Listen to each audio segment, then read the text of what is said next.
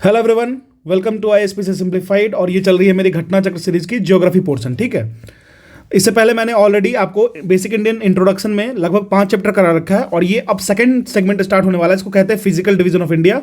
ठीक है, इसमें हम लोग फिजिकल डिवीजन ऑफ इंडिया जानेंगे, जिसका पहला चैप्टर है नेचुरल रीजन्स ऑफ इंडिया। जैसे इंडिया का जो फॉर्मेशन है ना, गोंडवाना लैंड से कैसे यूरेशियन प्लेट से टकरा के कैसे उसकी हिमालयन फॉर्मेशन हुई, कैसे उसका जो जो डिफरेंट डिफरेंट प्लेन्स है, फिर plateaus plains, plateaus, coastal region, desert region, ये सब कैसे फॉर्मेशन हुआ, ये बेसिक जानेंगे। पहले हम लोग थोड़ा सा रिवीजन करेंगे, उसके बाद हम लोग इसके जितने भी एमसीक्यूज हैं उसको देखेंगे। ठीक है, दिस इज चैप्टर नंबर 2। हालांकि ये देखा जाए तो सब चैप्टर नंबर 6 है, लेकिन ये चैप्टर नंबर 2 का पहला चैप्टर नंबर है। तो कहते हैं natural region of India. Welcome to ISPC simplified, let's simplify the topic. Start करते हैं। ठीक है, पैलियोमैग्नेटिज्म के बारे में समझते हैं। वो एक ब्रांच है जिसमें हम लोग मैग्नेटिक प्रॉपर्टी जो कि रॉक्स के अंदर, सेडिमेंट्स में, या जहां पे कुछ लैंड मास और लैंड फॉर्मेशन हो रहा है ना, वहां पे हम लोग उसके मैग्नेटिक प्रॉपर्टी को समझते हैं। तो ये चीज समझ लीजिए, पैलियोमैग्नेटिज्म की जब बात करें हम, वहां पे हम पढ़ाई करते हैं, स्टडी करते हैं किसकी, तो मैग्नेटिक प्रॉपर्टीज की, जो कि प्रिजर्व्ड है कहां पे, रॉक्स में, सेडिमेंट्स में, या फिर ऐसे जगह पे जहां पे वो फॉर्म कर सकती है। ठीक है, और ये जो ब्रांच ऑफ साइंस है ना, ये हेल्प कहां करती है हमें। ठीक है, तो ये हेल्प करती है एंशिएंट जियोलॉजिकल फिनोमिना को समझने में। ठीक है, ये हेल्प करती है एंशिएंट जियोलॉजिकल फिनोमिना को समझने में, डिमेंसिफाई करने में, ठीक है, और सिंप्लीफाई करने में। ठीक है, अब देखिए कॉन्टिनेंटल ड्रिफ्ट थ्योरी। देखिए हम लोग फिजिकल ज्योग्राफी करेंगे अलग से, उसमें हम लोग ये पढ़ेंगे ही पढ़ेंगे। अल्फ्रेड वेगनर की जो कॉन्टिनेंटल ड्रिफ्ट थ्योरी है वो सब हम लोग पढ़ेंगे बाद में, लेकिन अभी एट प्रेजेंट में हम लोग नेचुरल रीजन ऑफ इंडिया पढ़ना है कि इंडिया के जो नेचुरल जो सब क्लासिफिकेशन रीजन्स हैं उसका फॉर्मेशन कैसे हुआ। ठीक है, तो बेसिकली ये हुआ था गोंडवाना लैंड से। ठीक है, तो बेसिक इंडिया का जो मेन लैंड है ना, वो गोंडवाना लैंड से बिलोंग करता है। ठीक है, अब हम लोग समझते हैं, इसके कुछ थोड़ा बेसिक्स जान लेते हैं। ठीक है, हालांकि उतना जानना यहाँ जरूरी नहीं है, फिर भी हम लोग समझ लेते हैं। देखिए सबसे पहले जानिए, अर्थ जो पूरी अर्थ है ना, उसकी जो मेनलैंड है वो एक पार्ट में था, उसको कहते थे पैंजिया। ठीक है, उसको पैंजिया कहते थे। और जिस वाटर बॉडी में वो था उसको कहते थे पैंथालासा। ठीक है, पैंथालासा कहते थे, सारा लिखना जरूरी नहीं है, पैंथालासा। वो पूरा एक सिंगल सुपर ओशन था। ठीक है, नेक्स्ट जो हुआ, हालांकि ये 1-2 दिन में नहीं हुआ, यहाँ मिलियंस ऑफ ईयर्स लगे हैं। ठीक है, तो यही जो पैंजिया था ना, वो 2 भाग में टूट गया। एक को कह दिया अंगारा लैंड, दूसरे को कह दिया गोंडवाना लैंड। यहां मान लेते हैं। ठीक है, ये गोंडवाना लैंड हो गया, ये अंगारा लैंड हो गया। ठीक है, अब एक चीज समझते हैं, ये 2 भाग में टूटा, ये 2 भाग में टूटा। अब देखिए गोंडवाना और अंगारा के बीच में था ना, उसको कहते हैं 33 सी। ठीक है, इसको 33 सी कहे।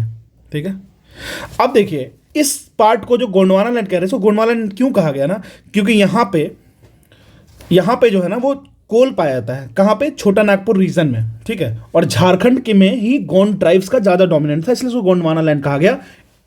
ठीक है, इस चीज को बेसिक समझना है, एकदम बेसिक से।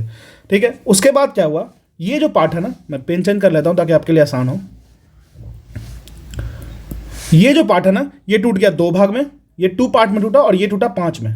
ठीक है, तो ऊपर का जो 2 पार्ट टूटा ना, वो हुआ नॉर्थ अमेरिका एंड एशिया। मैं यहां लिख देता हूं, नॉर्थ अमेरिका एंड एशिया। ठीक है, लेकिन नीचे वाला टूटा ना, वो टूटा साउथ अमेरिका, अफ्रीका, फिर इंडिया एंड ऑस्ट्रेलिया, और एक और पार्ट में टूटा, उसको कहते थे अंटार्कटिका। तो नीचे वाला पार्ट हुआ 5 भाग में टूटा, ऊपर वाला 2 पार्ट में टूटा। इसी के गोंडवाना लैंड से फॉर्मेशन हुआ इंडिया का।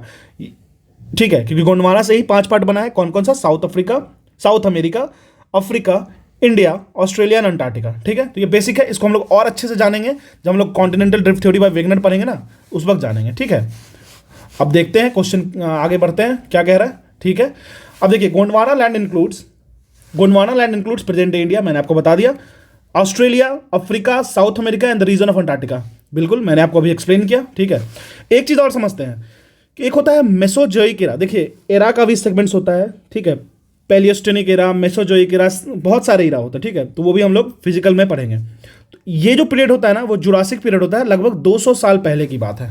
ठीक है, यहां पे गोंडवाना लैंड जो होता है स्प्लिट होता है। ठीक है, नंबर ऑफ पीसेस में, थ्रो कन्वेक्शन करंट।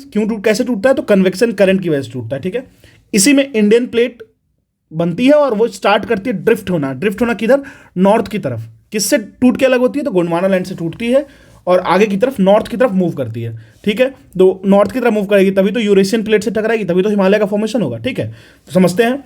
तो वो जैसे जैसे मूव करती है ना, इंडियन प्लेट जैसे नॉर्थ की तरफ मूव करने सकती है, तो वो करती है, तो कोलाइड करती है उसके एक बिगर प्लेट से, जिसको कहते हैं हम लोग यूरेशियन प्लेट, ठीक है, यूरेशियन प्लेट, ठीक है। अब उसी कोलिजन की वजह से, उस कोलिजन की वजह से सेडिमेंट्री रॉक्स जो 33C का था, उस दोनों प्लेट के बीच में आती है। किसके, कौन कौन से प्लेट के बीच में? इंडियन एंड यूरेशियन प्लेट के बीच में, और वो दोनों फोल्ड करती है, ठीक है। फोल्ड करने के बाद ही हिमालयाज का फॉर्मेशन होता है। याद रखिएगा, हिमालयाज एंड माउंटेन रेंजेस का फॉर्मेशन होता है कहाँ पे? तो वेस्ट एशिया की बात हम कर रहे हैं, ठीक है। अब देखिए, the whole mountain ranges of the Himalayan represents a huge topography. अब देखिए, रिसेंट की तो बात है ना, गोंडवाना लैंड टूट के अलग होना, फिर टकराना यूरेशियन प्लेट से, इंडियन प्लेट्स और यूरेशियन प्लेट में जो टकराव है वो तो रिसेंट की बात है। हाँ, हमारे आपके एज के अकॉर्डिंग वो रिसेंट बात नहीं है, लेकिन अर्थ के फॉर्मेशन और अर्थ के जो लैंडमास कोलिजन्स है उसके रिस्पेक्ट में बहुत रिसेंट बात है, ठीक है। अब इसमें ही फॉर्मेशन होती है हाई पिक्स की, डिप्स वैलीज की, इसको गॉर्जेस कहते हैं, एंड फास्ट फ्लोइंग रिवर्स की, ठीक है।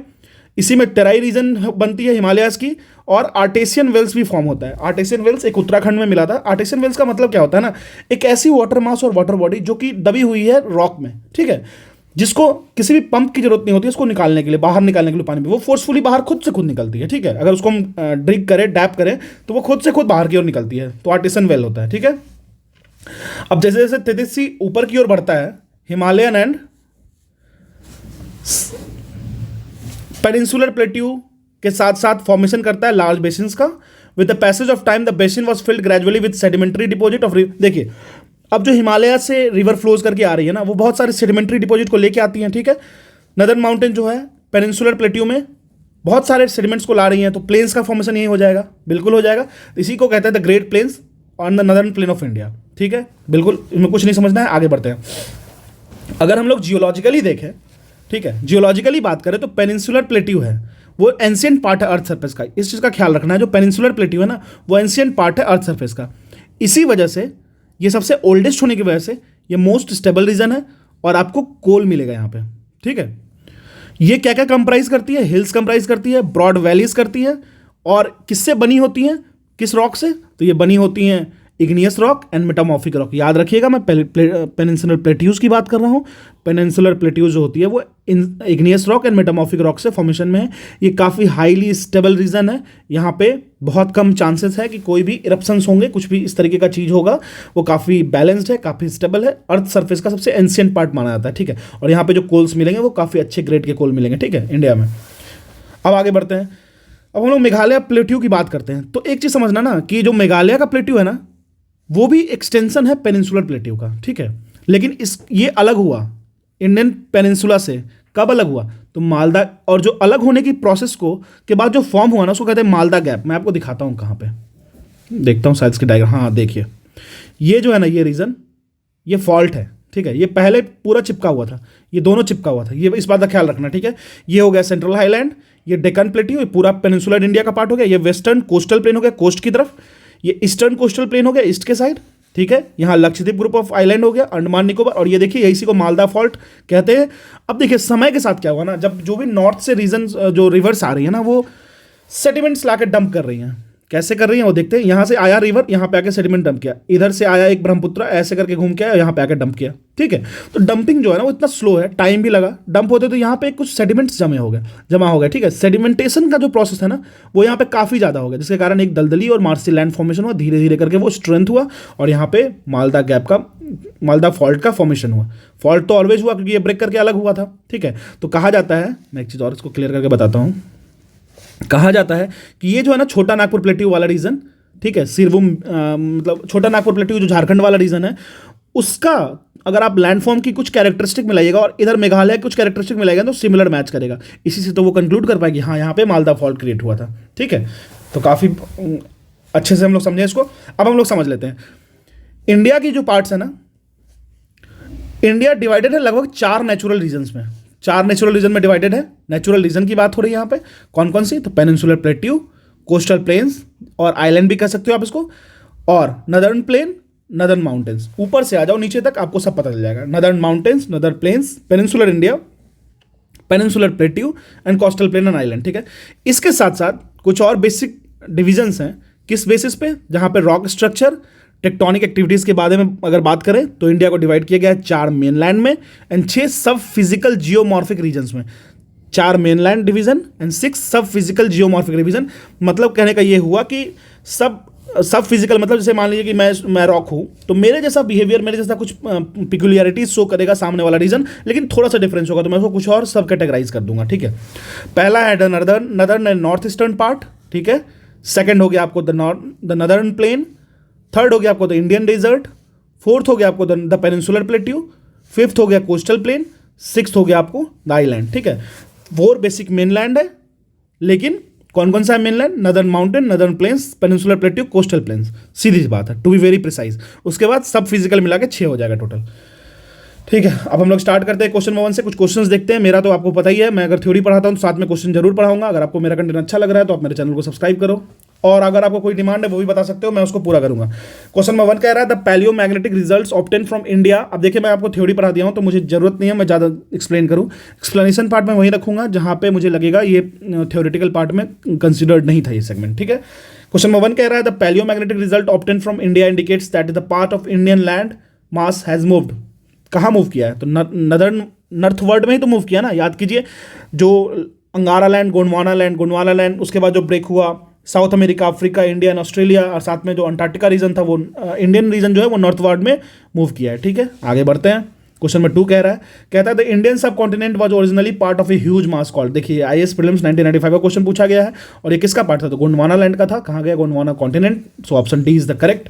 आगे बढ़ते हैं। कहता है India is divided into how many natural territories की बात हो रही है, याद रखिएगा, नेचुरल टेरिटरीज की बात हो रही है, सब कैटेगराइजेशन की बात नहीं हो रही है। तो ये टोटल 4 हो जाएगा।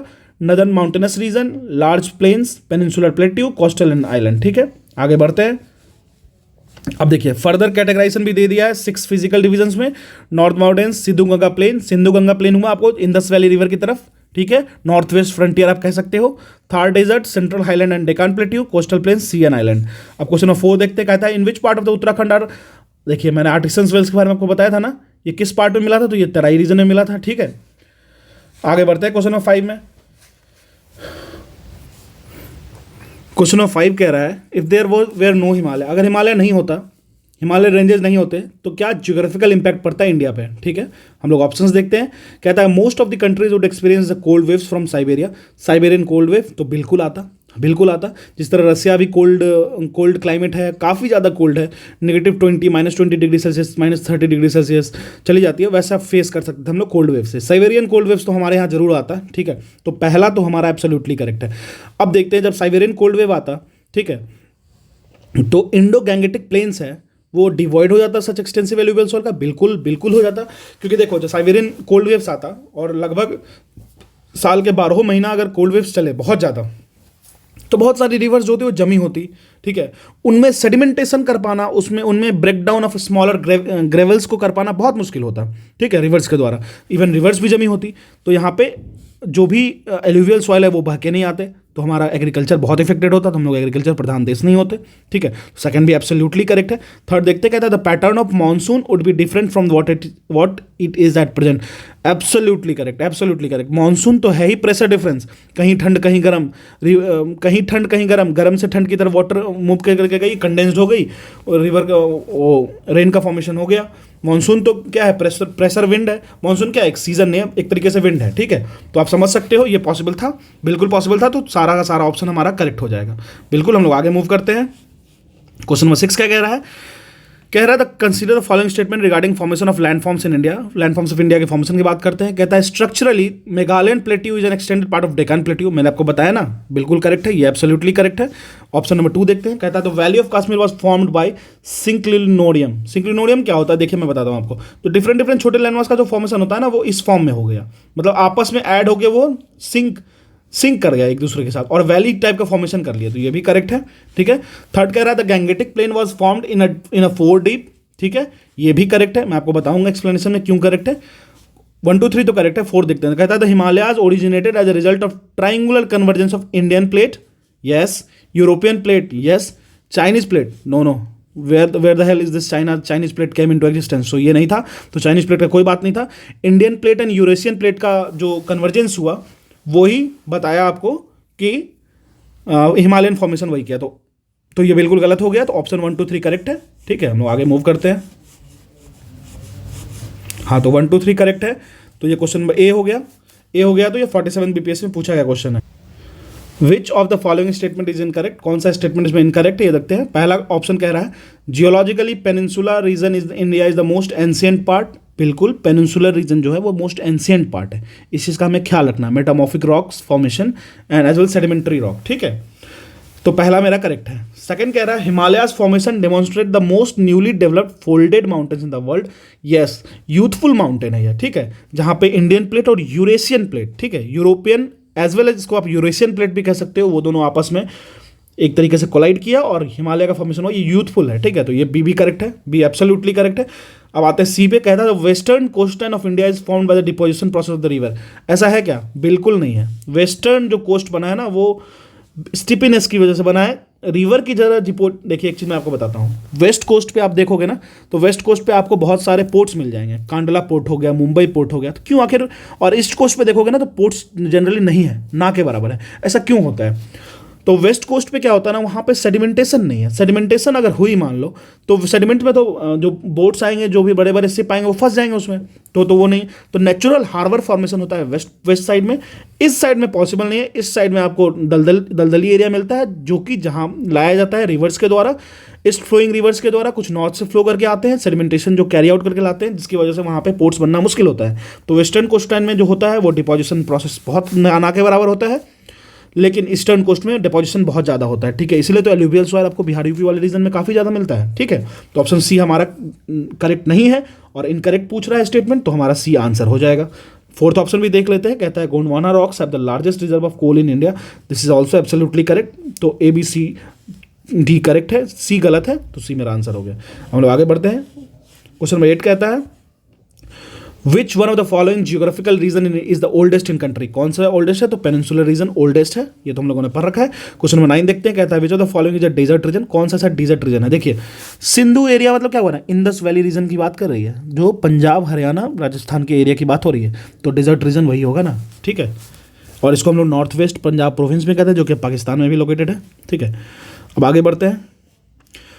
देखिए कुछ जोन्स होते हैं ना, जैसे सेनोजिक जोन्स, कैम्ब्रियन इरा जो होते हैं, इरान जोन्स, क्रेटेशियस इकोटोन, कैम्ब्रियन इकोटोन, तो इसको अगर आप पढ़ना चाहते हो ढंग से तो आप एनसीईआरटी में एक टेबल दे रखा है, ठीक है, एनसीईआरटी ज्योग्राफी क्लास 11th वाले में फिजिकल ज्योग्राफी में एक टेबल दे रखा है, या फिर हम लोग जब फिजिकल ज्योग्राफी पढ़ेंगे उसको काफ़ी डिटेल्ड एक्सप्लेनेशन से पढ़ेंगे। अभी हम लोग सिर्फ इसको ध्यान रख लेते हैं।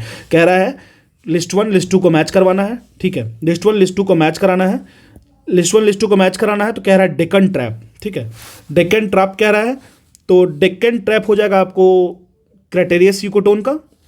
वेस्टर्न घाट की जब हम बात करें तो लेट सेनोजोइक एरा का हो जाएगा। अरावली हो जाएगा आपको प्री कैम्ब्रियन का। एंड नर्मदा टापी एलुवियल डिपॉजिट हो जाएगा आपको, ये हो जाएगा प्लियोस्टोनाइन का, ठीक है, पेलिस्टोसीन का, तो ये हो जाएगा ऑप्शन बी हमारा करेक्ट है, ठीक है। आगे बढ़ते हैं। ये देख लीजिएगा एक बार, और इसको मैं फिजिकल में अच्छे से एक्सप्लेन करूंगा, क्योंकि इसके लिए बहुत बड़ा सेगमेंट को निकालना पड़ेगा, बहुत बड़ा एक टेबल उसको रीड करना पड़ेगा, समझाना पड़ेगा, तो उसमें टाइम ज़्यादा वेस्ट होगा। हमारा यहाँ मेन हमारा कंसर्न है प्रीलिम्स एग्जाम, ठीक है। राजस्थान डेजर्ट और Thar desert is an expanse of which of the following. देखिए मैंने आपको बताया ना कौन सा है, तो ये पेलियोस्टोसिन का और रिसेंट डिपॉजिट्स का है, तो याद रखिएगा नर्मदा रीजन का था ना, नर्मदा तापी एलुवियल डिपॉजिट का, वही फॉर्मेशन होता है इसका, ठीक है। तो ये क्वेश्चन नंबर 11 हो गया। क्वेश्चन नंबर 12 देख लेते हैं। कह रहा है देखिए एक जगह है, इसका नाम है कुटनाड, और कुटनाडु भी कहते हैं, केरला में। वो फेमस किस चीज़ के लिए है? तो वो है फेमस के लिए किस चीज़ के लिए? वो रीजन फेमस है लोएस्ट एल्टीट्यूड रीजन के लिए, ठीक है। और एक चीज़ और मैं बताता हूँ, केरल में कुछ एक नया रिसेंट करंट अफेयर था कि जहाँ पे पोकाली राइस, ठीक है, उसी लोअर एल्टीट्यूड रीजन में एक जोग्राफिकल मॉडिफिकेशन किया गया, जिसमें क्या हुआ है ना कि सेलाइन वाटर में भी, हालांकि उसकी इतनी एल्टीट्यूड लो है ना कि सेलाइन वाटर में भी उस राइस को हम लोग कल्टिवेट करना चाहते हैं, ठीक है, सेलाइन में हमारा पेड़ खराब ना हो, ठीक है, इस वजह से हम लोग उसको मॉडिफाई किए हैं। तो पोकली राइस अगर पूछा जाए तो वो भी केरल में है, याद रखिए। कुटनाड और कुटनाडु जो है, वायनाड कुटनाड, वैसे भी ये नाम ही सजेस्ट कर रहा है कि ये केरल से बिलोंग करता है। ये जो है रीजन है जो लोएस्ट एल्टीट्यूड इन इंडिया का, ठीक है। This is all about this chapter. ऐसे ही मैं सारे चैप्टर को लाऊंगा धीरे धीरे करके, पूरी ज्योग्राफी खत्म करूंगा। और मेरी फिजिक्स प्लेलिस्ट ऑलरेडी कंप्लीटेड है। ल्यूसेंट की मैंने objective plus theory already complete कर रखी है, पॉलिटी की, और मैंने ज्योग्राफी के ट्रिक्स वाली सेगमेंट भी डाल रखी है। 2022 की करंट अफेयर स्पीडी सीरीज की मैं कंप्लीट करा रखा हूँ, आप जाकर देख सकते हो। और अगर मेरा कंटेंट सच में आपको थोड़ा भी अच्छा लग रहा है तो आप सपोर्ट कर सकते हो मुझे सब्सक्राइब करके। This is all about me, physical division, natural region of India, and the Indian geography. Thank you.